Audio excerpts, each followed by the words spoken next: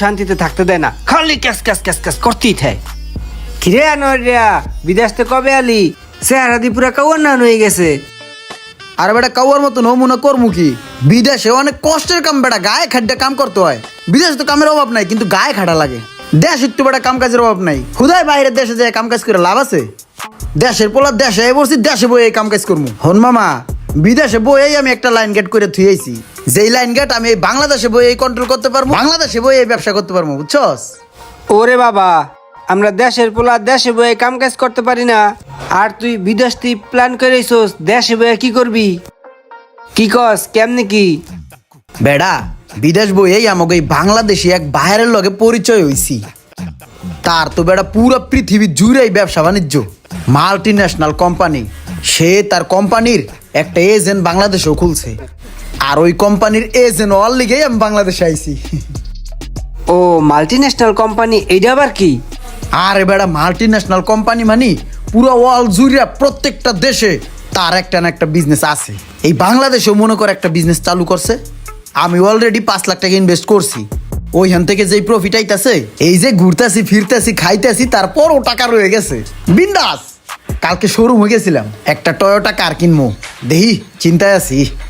আমগরে দোকান ঠোকান যায় না? এই যে বাহিরের ফোন চলে আসছে। আসসালামু আলাইকুম স্যার। জি স্যার, জি স্যার, এই মাসের পেমেন্টটা আমি পেয়ে গেছি। আমি আরও কিছু ইনভেস্ট করব। জি, আমার এক ফ্রেন্ডের সাথে কথা বলছি ইনভেস্টের ব্যাপারে। জি জি, আসসালামু আলাইকুম। তা বন্ধু, আমগরে একটু ঢুকাই ঠুকাই দিয়ে তোর লগে আমরাও ইনভেস্ট করি।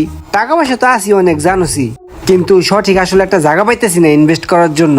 ভয় পাই, বুঝছোস, এর লিগে কোথাও ইনভেস্ট করি না, বাদামের মতো খালি ঘুরি। ওই ব্যাপারে আলাপ আলোচনা করে আমি তোমাকে জানাবো। আমি একটা আসি রে দোস্ত।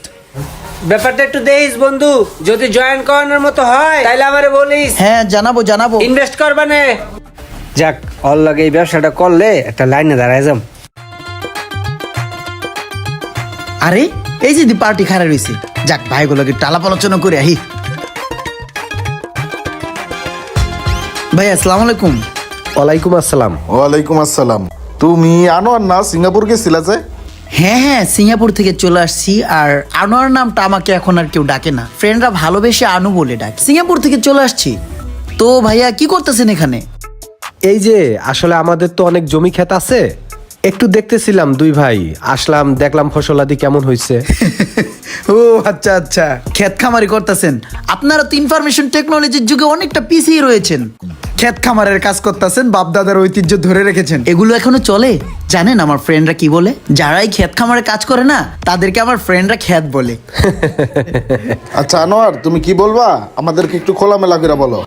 আচ্ছা তাহলে আমি বলি, আমাদেরই বাংলাদেশি এক ভাই বিদেশ বসে পুরা বিশ্বে বিজনেস করতেছে সুনামের সহিত।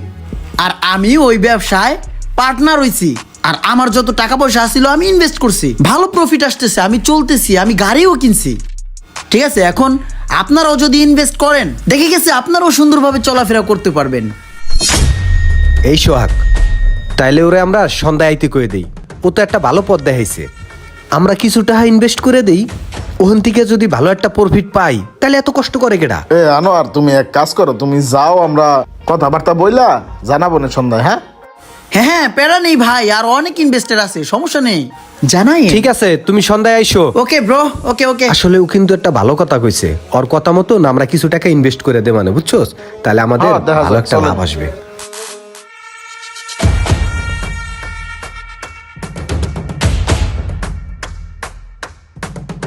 কেডা আনোয়ার নি রে? হ আনোয়ার, ওই গাড়ি তো বন্ধু এটা লয়ে লইলাম। বিভিন্ন জায়গায় দৌড়াদৌড়ি করা লাগে, বিভিন্ন ইনভেস্টরের কাছে যাওয়া লাগে, লয়ে লইলাম। হ, গাড়িটা সুন্দর হয়েছে, আর গাড়ি এমনি তো তোর লাগে, বিভিন্ন জায়গায় যা আছে একটা ইজ্জতের ব্যাপার আছে না। ভালো হয়েছে, ভালো হয়েছে। আচ্ছা দাঁড়া, তোর ইনভেস্টের টাকার প্রফিট আসছে, ওটা তোর দিয়ে লই। লাভের ঠা দিবি? দে দে, টাকা পয়সা লাগে। এই জায়গাতে 50 আছে, ধর তোর ওই মাসের প্রফিটের টাকাটা। লাভের টাকাটা পাইলাম, তাইলে টাকাটা হাতে পাইয়া কনফিডেন্সের লেভেলটা বাইরে গেছে গা। হন বন্ধু, আমার কাছে আরো 10 লাখ টাকা আছে, ওই টাকাটাও আমি ইনভেস্ট করতে চাই তোর কাছে। আরে দিমনে জায়গা করে দিমনে আইস। জায়গা করে দিবি না বন্ধু, তুই কিন্তু ইনভেস্টটা নিবি। মুশকিলে হালাই দিলি। আচ্ছা দিমনে বন্ধু, যাই রে, আরেকজনের কাছে যাইতে হবো। টাকা দিলে আমুনে তোর কাছে আইস যা তাইলে। এরকম একটা ব্যবসা যদি আগে পাইতাম তাহলে এতদিনে কত টাকার মালিক হয়ে যাইতাম গারে। অল্প টাকায় বেশি লাভ। 15 লাখ দিলে তাহলে 1.5 লাখ টাকা পাবো। বাহ!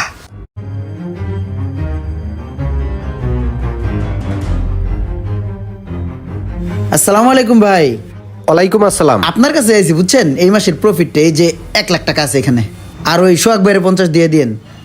একটা সত্যি কথা কই আনোয়ার, আসলে তোমার এই টাকাটা দেওয়ার পরে আমি একটু টেনশনে ছিলাম বুঝছো, কিন্তু এই লাভের টাকাটা পাইয়া তোমার প্রতি আমার একটা আত্মবিশ্বাস বাইরে গেল বুঝছো। না ভাই, এলাকারই পোলা বুঝেন নাই, এখানে তো আর টেনশনের কিছু নাই। আর দেখেন ভাই বেরাদার থাকে না টানটুন দিয়া, বাজারের সম্মানিত ব্যক্তি আপনি, আপনি কইলে 2-4 জন আইবে, মানে আমারও লাগে না, তারপরও যদি মনে করেন মানুষের একটু উপকার হয় সেক্ষেত্রে একটু হেল্প করলাম। আরে তুমি চিন্তা করো না, আমরা দুই ভাই তো দিমুই। আর আমি তো জানোই বাজারে কোন অবস্থানে আছি। আমি আর সোহাগে মিলা বাজারের বেশ কয়েকজনের থিকা মনে করো 4-5 কোটি টাকার ব্যবস্থা করে দে, মানে তুমি খালি একটু খাটানোর ব্যবস্থা করে দিও। জানোই তো যে আমরা কোন অবস্থানে আছি বাজারে। সমস্যা নাই ভাই, বড় বিজনেস, যত টাকা লাগাইতে পারি তত প্রফিট আসবে, বুঝেন নাই? ঠিক আছে, একটু হ্যাঁ, খেয়াল ঠিক রাখো। আছে, হ্যাঁ? ওকে। চলো।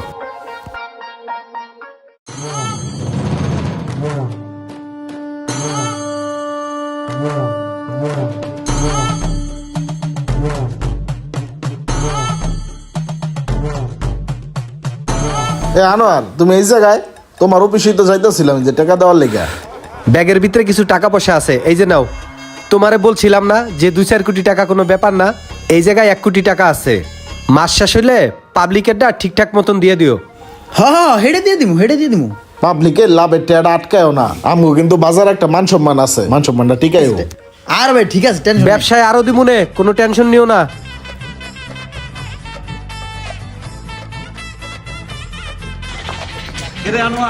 গাট্টি গুট্টি গুছায় কই যাইতেছস?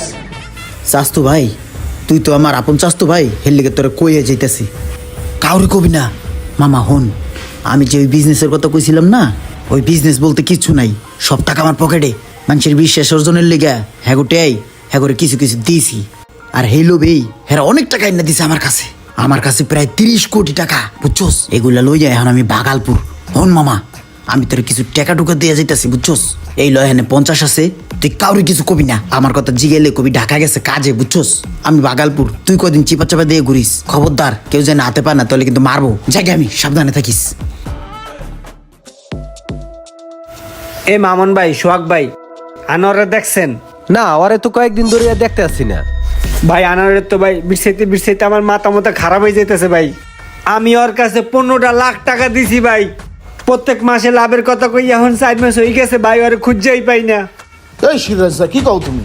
15 লাখ টাকার লিগে তুই কান্দাকাটি করতে আসোস? আমরা দুই ভাই 2 কোটি টাকা দিছি, আর মাইসে থেকে 10 কোটি টাকা আইনা দিছি।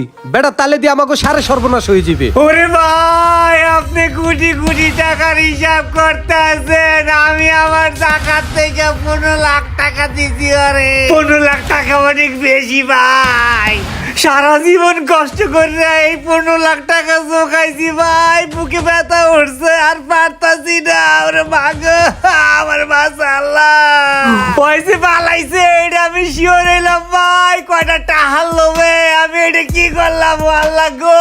এসো আর গদি ওরে হসপিটালে নিতে হইবে। অতি লোভে তাঁতি নষ্ট। যারা বিনা পরিশ্রমে অল্প পুঁজিতে বেশি টাকা ইনকাম করতে চান, তাদের অবস্থা কিন্তু এরকমটা হতে পারে। So be careful. এরকম ধরা কেউ খেয়ে থাকলে অবশ্যই কমেন্ট করে জানাবেন, এবং ভিডিওটা ভালো লাগলে অবশ্যই শেয়ার এবং লাইক কমেন্ট